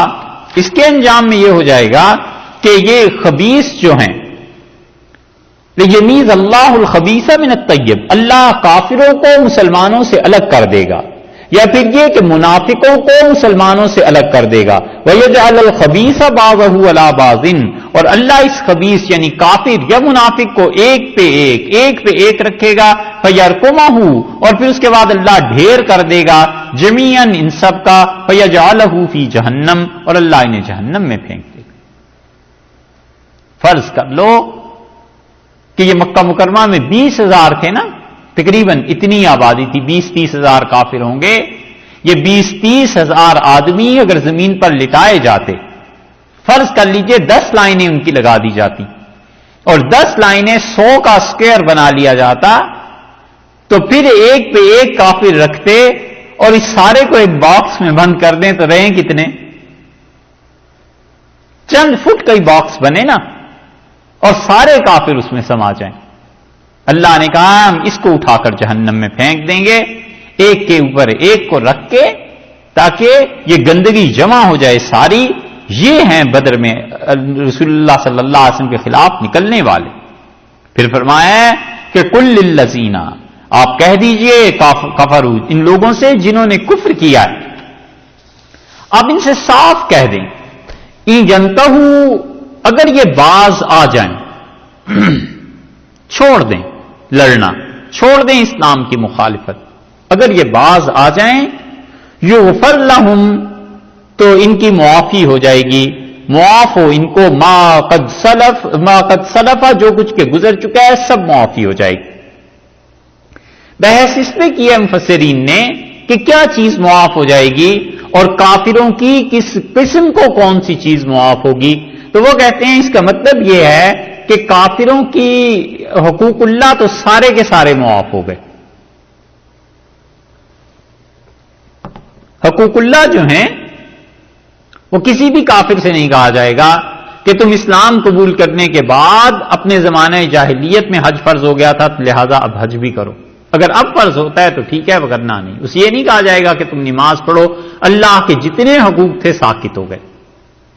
باقی رہ گیا حقوق العباد کا مسئلہ، تو فقہا کہتے ہیں کافروں میں سے وہ کافر، 3 قسمیں ہیں کافروں کی۔ ایک کافر تو وہ ہیں جو ذمی ہیں، جن کا آپ نے ذمہ لیا ہوا ہے، اسلامک اسٹیٹ میں رہتے ہیں، وہ کہتے ہیں کہ انہوں نے چونکہ اسلامک اسٹیٹ میں رہ کے اپنے احکامات، معاملت، معاشرت ساری شریعت کے مطابق مالی احکامات میں چلنا ہے، اس لیے حقوق العباد میں ان کے قرضے، ان کا پیسہ یہ معاف نہیں ہوگا۔ دوسری قسم کے کافر وہ ہیں جو جنرلی سٹیزن ہیں، شہری ہیں، کہیں غلبہ ہو گیا، مسلمانوں نے ان کے ملک پہ قبضہ کر لیا، فتح پا لی، تو عام شہری جو ہیں اگر یہ اسلام کو قبول کر لیں گے تو بھی ان کے مالی معاملات میں ان کا اعتبار کیا جائے گا. جس کافر نے کافر کا قرضہ دینا ہے اسے کہیں گے کہ بھئی ادا کرو، اسلام نے تمہارے قرضے کو معاف نہیں کیا. اور مسلمان کا قرضہ دینا ہے تو وہ بھی ادا کرو، مسلمان نے اس کا دینا ہے، کیونکہ یہ کافر جنگ میں آئے ہی نہیں، اپنے شہروں میں بس رہے تھے، ان کے ساتھ تو اسلام نے کچھ بات ہی نہیں کی. تیسری قسم ہے حربی کافروں کی، اور حربی کافر کو حنفی فقہا کہتے ہیں کہ اس کا سارا قرضہ اور سب چیزیں معاف ہو جائیں گی، کیونکہ اس نے اس وقت اس جنگ میں آنے سے پہلے اس حربی کافر نے جتنی چیزیں بھی کی ہیں وہ اسلام کے مطابق تو نہیں کی، وہ تو اس نے کی ہیں اپنے ملک کے رواج کے مطابق. تو اب جب اسلام اس نے قبول کر لیا ہے تو اب ہم اسے کہیں گے کہ تم شرعی معاملات جو ہیں اسلام کے مطابق کرو، لہذا اس کا قرضہ بھی معاف ہو جائے گا، سب چیزیں ہو جائیں گی. اور بعض صورتیں اس کی ایسی ہیں جس میں سے اگر پیسے دینے ہیں تو اسٹیٹ پیسے دے گی، حربی کافر کے لیے پیسوں کی ادائیگی نہیں. حربی کافر کے لیے، کیونکہ اسے ایک طرف اتنا نقصان بھی، خطرہ بھی ہے، اپنی جان لے کے آیا ہے میدان جنگ میں مسلمانوں کے خلاف، یا تم مرو یا ہم مرے. تو شریعت نے بھی اسے چھوٹ دے دی کہ اچھا اگر تم اسلام کو قبول کر لو ہم تمہارے قرضے بھی معاف کر دیتے ہیں، اللہ کے حقوق بھی معاف، بندوں کے حقوق بھی معاف، اسٹیٹ ادا کر سکتی ہے، مسلمانوں کی وہ کرے. یہ اس سے حنفی فقہا نے یہ بات کو ثابت کیا ہے. اس لیے اس کا مطلب یہ ہوا کہ ان ینتہو، اگر یہ باز آ جائیں، یغفر لہم ما قد سلفا، جو گزر گیا سو گزرا، وَإِن يَعُودُوا، اور اگر یہ دوبارہ ایسی حرکتیں کریں گے، دوبارہ جنگ کریں گے کافر مشرکین مکہ، فقد مضت، تو پڑ چکی ہے سنت الاولین، راہ اگلوں کی، پہلے انہوں نے دیکھ لیا. سنت کا مطلب طریقہ، سننا کسی چیز کو ایجاد کرنا، سن حبشہ کا لفظ ہے ایک، اس کا مطلب ہے ویل ڈن، بہت اچھا کیا ہے. رسول اللہ صلی اللہ علیہ وسلم عید کے دن اپنے گھر میں تھے، اور اسے عائشہ رضی اللہ عنہا فرماتی ہیں کہ مسجد نبوی کے ساتھ میدان میں کچھ حبشی آ کے کھیلنے لگے، اور انہوں نے نیزے پھینکے، تو وہ کھیل رہے تھے اور دلچسپ کھیل تھا. تو رسول اللہ صلی اللہ علیہ وسلم سے پوچھا کہ عائشہ تم دیکھنا چاہتی ہو؟ میں نے کہا جی. تو رسول اللہ صلی اللہ علیہ وسلم دروازے میں کھڑے ہو گئے، اور میں نے اپنی ٹھوڑی حضرت صلی اللہ علیہ وسلم کے کندھے پہ رکھ لی اور میں دیکھتی رہی. اور پھر رسول اللہ صلی اللہ علیہ وسلم مجھ سے پوچھا کہ تمہارا جی بھر گیا؟ میں نے کہا نہیں، ابھی اور دیکھنا ہے. تو پھر رسول اللہ صلی اللہ علیہ وسلم کھڑے رہے، پھر میں دیکھتی رہی، اور آپ نے ان کی اپنی زبان میں، ان حبشیوں نے، حبشی کھیل رہے تھے تو انہوں نے پوچھا رسول اللہ صلی اللہ علیہ وسلم سن، ان کی اپنی زبان میں کہا کہ بہت اچھا کھیل رہے ہو، بہت اچھا کر رہے ہو. یہ حدیث آئی ہے بخاری میں بھی، دوسری جگہوں پہ بھی. اس سے فقہا نے استدلال کیا ہے کہ وہ کہتے ہیں غیر مسلموں کی زبان سیکھنا اور بولنا یہ جائز ہے. اگر نہ ہوتی تو رسول اللہ صلی اللہ علیہ وسلم اپنے زبان سے دوسری قوم کے لفظ کیوں کہتے؟ اور پھر انہوں نے اپنی زبان میں باتیں کی. تو صحابہ رضی اللہ عنہ سے جو ان کی زبان جانتے تھے، آپ نے فرمایا کہ یہ کیا باتیں کر رہے ہیں؟ تو انہوں نے عرض کیا اللہ کے رسول یہ کہہ رہے ہیں محمد صلی اللہ علیہ وسلم بڑا اچھا آدمی ہے، اسے یہ کھیل، یہ چیزیں ہماری دیکھ کے یعنی اسے پسند آیا، مراد ان کی یہ تھی. تو حضرت صلی اللہ علیہ وسلم بس اس پہ ہنسے، مسکرائے اور خاموش رہے. اور اس حدیث میں یہ بھی سوچنے کی بات ہے کہ رسول اللہ صلی اللہ علیہ وسلم اپنی بیویوں کے ساتھ ان کا کیسا رویہ تھا. یہاں 4 دن نماز پڑھ لیں، 5ویں دن ایسا تقویٰ آ جاتا ہے کہ اہلیہ چاہے مباح کام کی بات کریں جو جائز بھی ہو شرعن، تو نا صاحب ہمارا تقویٰ تو اجازت نہیں دیتا کہ مسز کے ساتھ ذرا ہنس کے آرام سے بات کر لیجیے، توبہ استغفار ہیں، ذرا کہیں ہنس کے بات کر لی تو معلوم ہوا سارا تقویٰ زائل ہو گیا. ایسے نہیں کرنا چاہیے صاحب. اللہ نے سب کے حقوق رکھے ہیں اور ان حقوق کو پورا کرتا رہے. مباح کام اپنی ذات کے لیے اس کا دائرہ چاہے تنگ کر لے، اپنی ذات کے لیے تقویٰ کے درجے میں آ جائے، بہت اچھی بات ہے، لیکن دوسروں کے ساتھ اعتدال کے ساتھ رہے. اس لیے کہ اللہ کی جو مخلوق ہے بڑے نرم دل ہوتے ہیں ان لوگوں کے، اور اللہ کے ساتھ تعلق بھی ایسا ہی بہتر بلکہ قائم ہو جاتا ہے. ہم لوگ کیا کیا حرکتیں کرتے رہتے ہیں، انہوں نے گھروں میں ہی رہنا ہے، خدا کو یاد کریں، اللہ کے ساتھ تعلق استوار ہو جائے اور قائم ہو جائے، اگلی نسل پہ اثر جا کر پڑتا ہے اس کا. تو اس لیے اللہ تعالیٰ نے یہاں فرما دیا کہ اگر یہ کریں گے تو سننا کا لفظ جو ہے نا کسی راہ کو مقرر کرنا. سنت کو سنت اسی لیے ہم کہتے ہیں کہ رسول اللہ صلی اللہ علیہ وسلم نے راہ متعین کر دی. حدیث اور سنت میں فرق ہے. یہ کہیں آئی تھی بات؟ بس ٹھیک ہے، پھر تو گزر گئی. فقد مضت سنت الاولین، اور دیکھو سنت جو ہے وہ یعنی اللہ کا جو طریقہ ہے وہ پچھلوں کے ساتھ گزر گیا. وقاتلوہم، اور ان کے ساتھ لڑو، حتیٰ یہاں تک کہ لا تکون فتنۃ، کفر کا وجود باقی نہ رہے. کن کافروں کے ساتھ لڑو؟ یہ آ رہی ہے سورہ توبہ میں بحث. وہاں انشاءاللہ عرض کریں گے کہ اسلام نے کافروں کی کتنی قسمیں مقرر کی ہیں اور کس قسم کے ساتھ اللہ نے لڑنے کا حکم دیا ہے اور کس قسم کے ساتھ شریعت نے کیا باتیں کی ہیں. یہاں پر یا تو مشرکین مکہ مراد ہیں یا حربی کافر جو تم سے لڑنے آئے ہیں. وقاتلوہم، ان سے لڑو، حتی لا تکون فتنۃ، یہاں تک کہ کفر کا وجود ختم ہو جائے. وَيَكُونَ الدِّينُ لِلَّهِ كُلُّهُ لِلَّهِ، اور اسلام سارے کا سارا اللہ کے لیے ہو جائے. یہ فتنہ کا جو لفظ ہے نا اسے سمجھنا ہے تھوڑا سا. فتنہ میں ایک تو رائے عبداللہ ابن عباس رضی اللہ عنہما کیا اور وہ کہتے ہیں کفر اور شرک مراد ہے کہ حتی لا تکون فتنۃ، یہاں تک کہ کفر اور شرک ختم ہو جائے. وَيَكُونَ الدِّينُ كُلُّهُ لِلَّهِ، اور پورے کا پورا اسلام ہو جائے اللہ کے لیے، حکم سارے کا سارا اللہ کے لیے ہو جائے. فَإِنِ انتَهُوا، اور اگر یہ باز آ جائیں کفر سے، رک جائیں، معاہدہ کر لیں، اسلام کو قبول کر لیں، فَإِنَّ اللَّهَ بِمَا تَعْمَلُونَ بَصِيرٌ، تو اللہ تعالی خوب دیکھ رہا ہے ان اعمال کو جو یہ کام کر رہے ہیں. یعنی معاہدہ کر کے مسلمانوں کے ساتھ پھر سے توڑیں، مسلمانوں کے غلبے کی وجہ سے ڈر کے اندر سے کو کافر ہی رہے اور ظاہر میں اسلام کو قبول کر لیا، لا الہ الا اللہ کہہ کے اپنی جان چھڑا لی، چاہے مسلمانوں کا کتنے ہی نقصان کیوں نہ ہو گیا ہو. اللہ فرماتے ہیں ان کافروں پر تم ہاتھ نہیں اٹھا سکتے. اللہ جانتا ہے، اللہ دیکھنے والا ہے جو کچھ کہ ان کے دل میں ہے، ان کے جی میں ہے. تم نے ظاہر کے قانون کی پابندی کرنی. دوسری تفسیر وہ ہے جو عبداللہ ابن عمر رضی اللہ عنہما نے کی اور وہ بڑی دلچسپ ہے. وہ کہتے ہیں وقاتلوہم، اور ان مشرکین سے لڑو جو رسول اللہ صلی اللہ علیہ وسلم کے دور میں ہیں، حتی لا تکون فتنۃ، یہاں تک کہ فتنہ یعنی ایذا، تکلیف جو کفار مکہ سے تمہیں مل رہی ہے، یہ کفار مکہ مسلمانوں کو تنگ کرنا چھوڑ دیں. وَيَكُونَ الدِّينُ كُلُّهُ لِلَّهِ، اور تمام کا تمام غلبہ خدا کا ہو جائے. تو ابن عمر رضی اللہ عنہ کہتے تھے کہ لڑو ان سے تاکہ مسلمانوں کو جو تکلیفیں پہنچ رہی ہیں وہ ختم ہو جائیں اور دین اللہ کا ہو جائے. کسی آدمی نے حضرت عبداللہ ابن عمر رضی اللہ عنہ سے آ کر کہا، جب جنگ ہوئی ہے حضرت عبداللہ ابن زبیر رضی اللہ عنہ کے درمیان اور حجاج ابن یوسف کے درمیان، اور عبداللہ ابن زبیر رضی اللہ عنہ خلیفہ تھے، ان کی خلافت بھی زبردست تھی. مکہ مکرمہ ایک ہی مرتبہ دارالخلافہ بنا ہے اور وہ حضرت عبداللہ ابن زبیر رضی اللہ عنہ ہی کے دور میں. تو حجاج ابن یوسف نے جب پتھراؤ شروع کیا، سنگ باری شروع کی، تو کسی نے کہا عبداللہ ابن عمر رضی اللہ عنہ سے آ کے کہ حضرت چلیں، اٹھیں، جہاد کریں تاکہ فتنہ ختم ہو. انہوں نے کہا ہم نے اس دور میں جہاد کیا تھا جب فتنہ تھا اور مکہ میں لوگوں کو تنگ کیا جاتا تھا، یہاں تک کہ اللہ کا دین غالب آ گیا.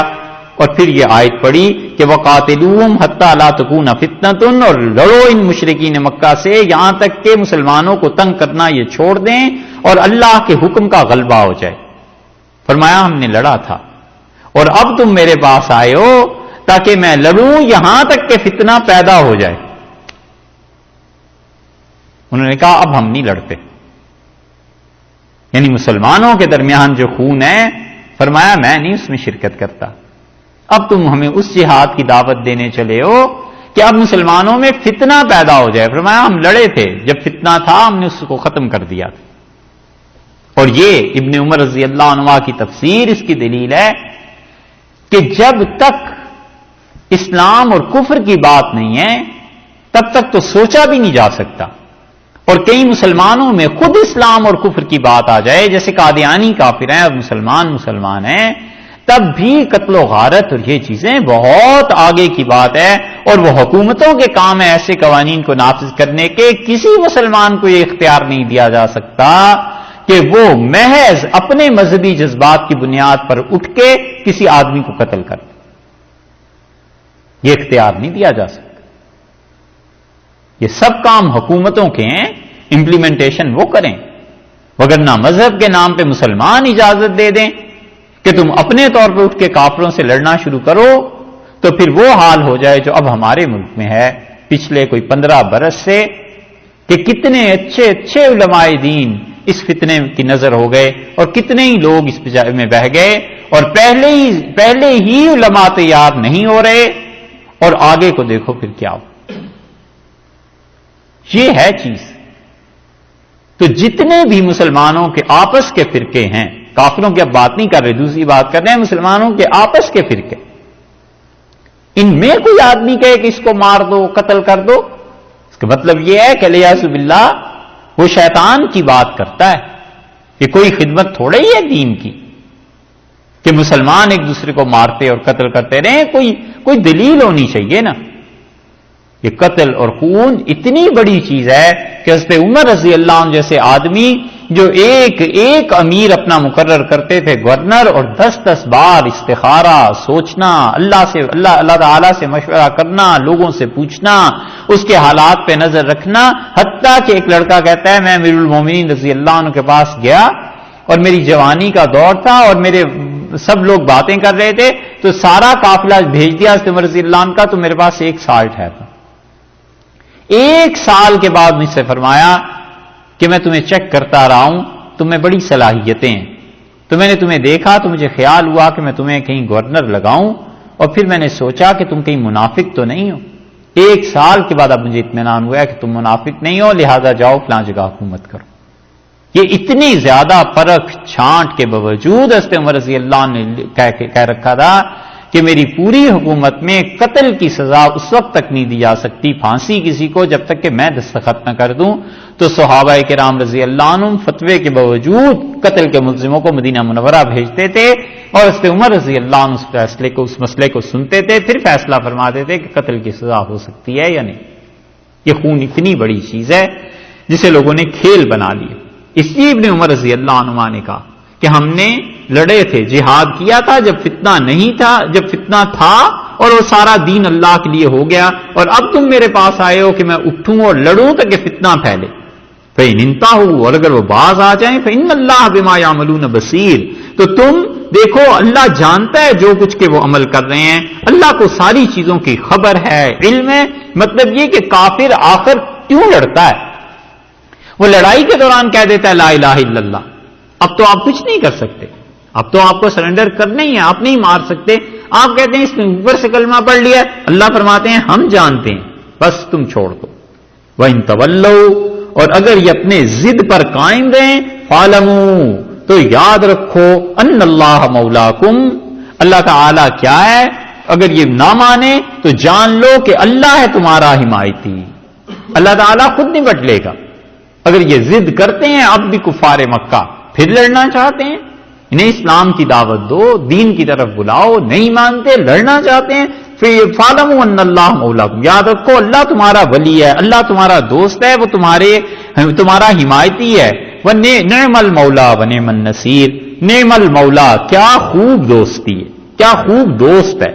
مولا دوست کے معنی میں، اور نعم عربی میں کہتے ہیں کسی چیز کو اپریشیٹ کرنے کے معنی میں، کسی چیز کی تعریف کرنے کے بارے میں، کہ نعم المولا، اللہ کیا ہی خوب حمایتی ہے، ونعم النصیر، اور کیا خوب مددگار ہے اللہ، یعنی اللہ تعالی بہت ہی اچھی مدد کرتا ہے اور اپنے دوستوں کی لاج رکھتا ہے، دوستوں کو اللہ تعالی مدد بھی پہنچاتا ہے اور ان کو غالب بھی کرتا ہے۔